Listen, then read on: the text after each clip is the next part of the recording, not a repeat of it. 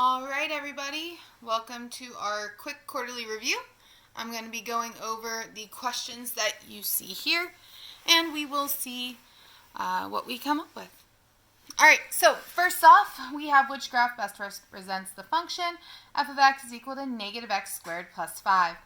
The first thing that I notice is that there's a minus sign out front, and that means that this is reflected. After I know it's reflected, I also see this plus 5 at the end, and that tells me it moved up 5.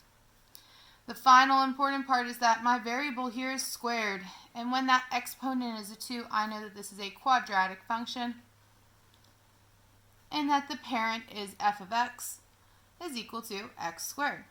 So I'm looking for a parabola that is flipped upside down and moved up 5.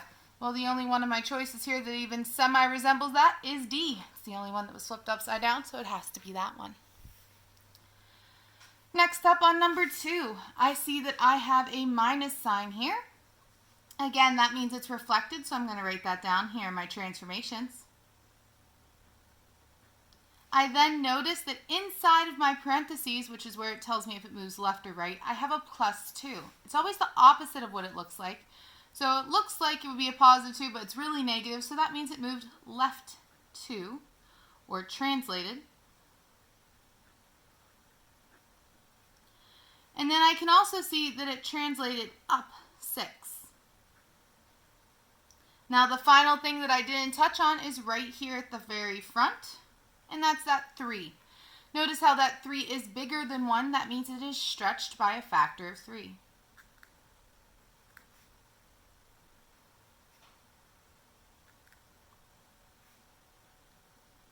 All right, once I know that, I can then go back and say who the parent is. Well, when I look at this equation, the highest exponent I see is a 2. So just like number 1, this is a quadratic.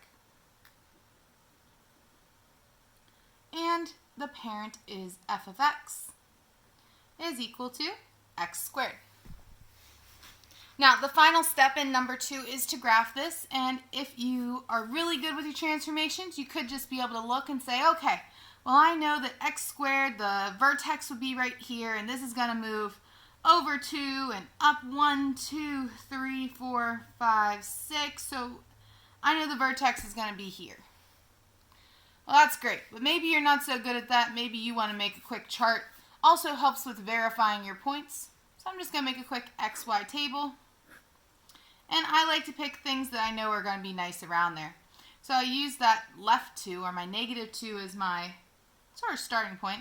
I'm going to pick negative 4, negative 3, negative 2, negative 1. If I wanted to, I could pick 0. I think this is going to be enough, though. All I'm going to do is I'm going to plug this x value in, and we're going to see what we get. Alright, so all I did here was I filled in my table with the values I'm plugging in, and let's see what we ended up with. So I had negative 3 times negative 5 plus 2 squared to start. So let's take a look here. Negative 5 plus 2, well, that's negative 3. Negative 3 times negative 3 is positive 9. Positive 9 times 3 is 27. So I got negative 27 plus 6. That gives me negative 21. Do the same thing for the second question. Negative 4 and 2, that gives me negative 2. Times itself gives me a positive 4. Times negative 3, negative 12. Plus negative 6, I get negative 6. I'm sorry, plus positive 6, I get negative 6. Here we have negative 2 plus 2, that gives me 0. So this whole side goes away, and I'm just left with 6. And then because this is going to be a symmetric function, I know that this is going to end up being negative 6, but I can check it. Negative 1 and 2 gives me 1. 1 times negative 3 gives me negative 3. And negative 3 plus 6 is positive 6. So I did make a boo-boo right here. That should be a positive, and that should be a positive. And they should be a 3, not a 6.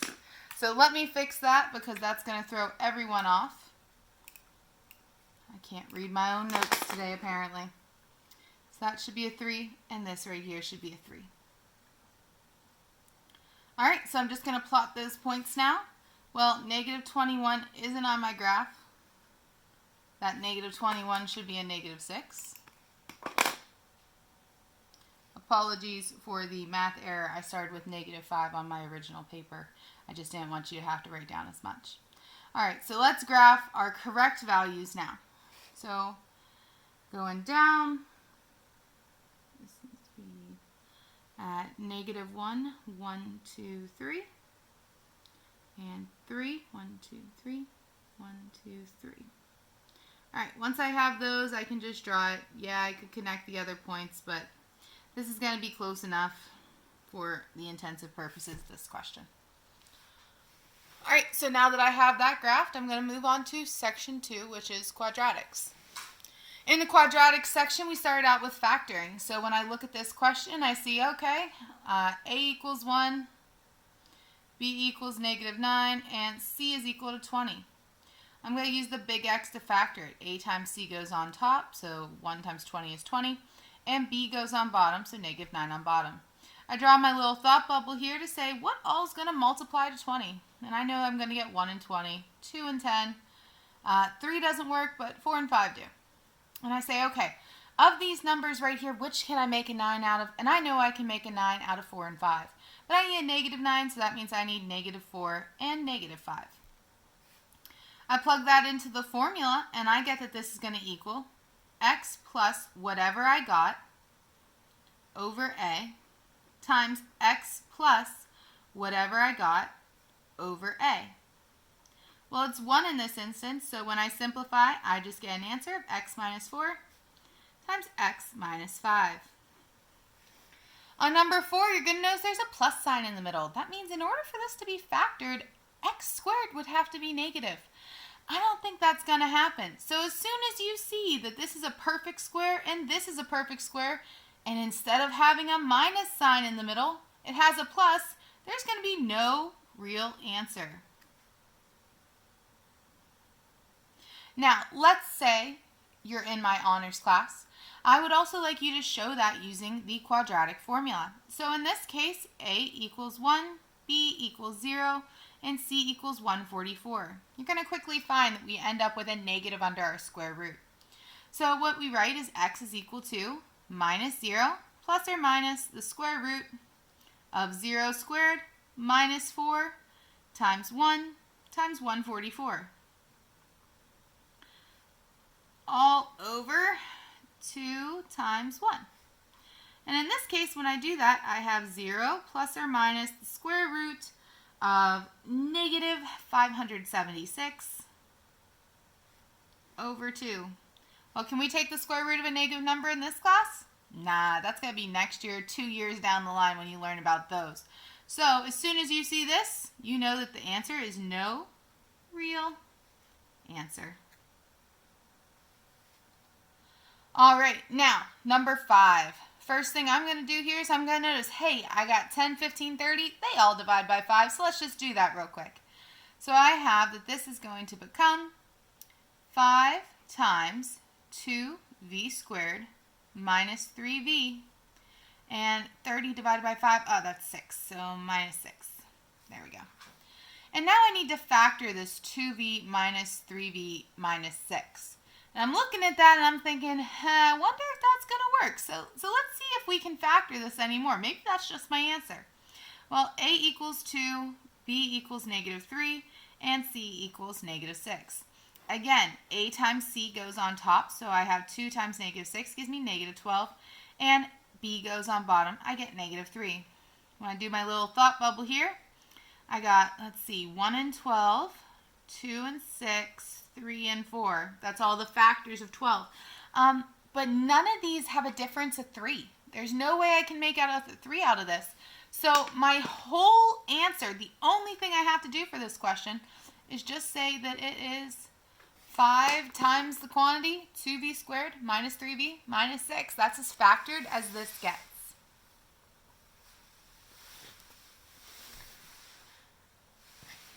Now, the final section is on distribution, so I'm going to show that a couple different ways. So if I use the rainbow method for this first one, I send the 7 to the 4, and 7x to 4x, and 7 times 4 is 28. X times x is x squared, minus 7 times 3 is 21, and the x has to follow along. That would be the rainbow method, which would be a very good choice for this particular style of question. On this next two, I'm going to show that using that area model or the box method. So first things first, you need to remember that this 4x minus 8 squared really just means 4x minus 8 times 4x minus 8. Alright, so I could do it with the rainbows, but I don't like keeping track of it, so I'm going to make a box for this one. I think it's easier. And I know there's 2 terms in the first and 2 terms in the second, so I got a 2 by 2 box. 4x minus 8, 4x minus 8, and I'm just going to find the area of each box here. So 4 times 4 is 16, x times x is x squared. 4 times 8 is negative 32, and negative 32 bring the x along. Same thing here, 4x and negative 8 gives me negative 32. And 8 times 8, or negative 8 times negative 8, is 64, and that happens to be positive. So what I find here is that my similar terms, or my like terms, are going to be on the diagonal together. And so when I see that, all I'm going to do is say, okay, well, they're on the diagonal, let's put them together. So my final answer ends up being 16x squared minus 64x plus 64. Alright, so we're to our very last question here, and I just want to move the paper a little bit just to make sure you can see all the work that goes into this one. This is a prime example of where I like the area model over pretty much anything else because it saves me work. So first off, I notice there's 2 terms in the first, 3 terms in the second. So I'm just going to draw myself a box. It's going to be 2 terms high and 3 terms across. And then fill in the sides. So on this side, I got 5x squared minus 6x. Across the top, I have x squared, 7x, and minus 2. Again, I'm going to find the area of each box. So x squared times 5x squared gives me 5x to the 4th. 7x times 5x squared gives me 35x cubed. Negative 2 times 5x squared gives me minus 10x squared. Same thing with the bottom. X squared times minus 6x gives me minus 6x cubed. 7x and minus 6x gives me minus 42x squared. And finally, minus 2 and minus 6x is positive 12x. Once I have that, then I'm going to notice again that my diagonals hold my like terms. So when I look here, I see I have 6x cubed and 35x cubed.